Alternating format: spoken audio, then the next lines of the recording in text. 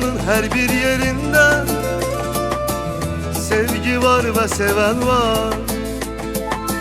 Bizim de küçük dünyamızda gelen varsa geden var.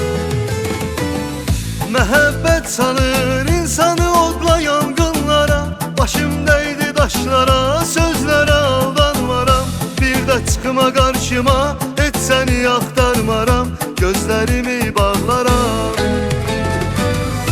Unutmak bəs edermiş seni tekçe bir ayda, dürüst olmağa çalış, budur sevgide qayda.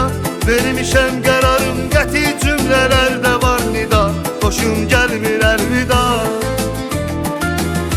Unutmaq bəs edermiş seni tekçe bir ayda, dürüst olmağa çalış, budur sevgide qayda. Vermişəm qərarım, qəti cümlələrdə var nida, hoşum gəlmir əlvida.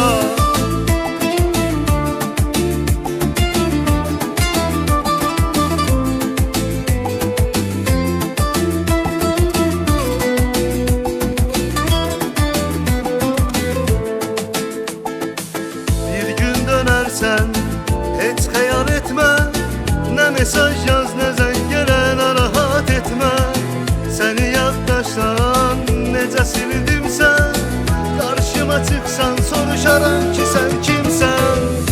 Unutmaq bəs edermiş səni təkcə bir ayda, dürüst olmağa çalış, budur sevgidə qayda. Vermişəm qərarım, qəti cümlələrdə var nida, hoşum gəlmir əlvida.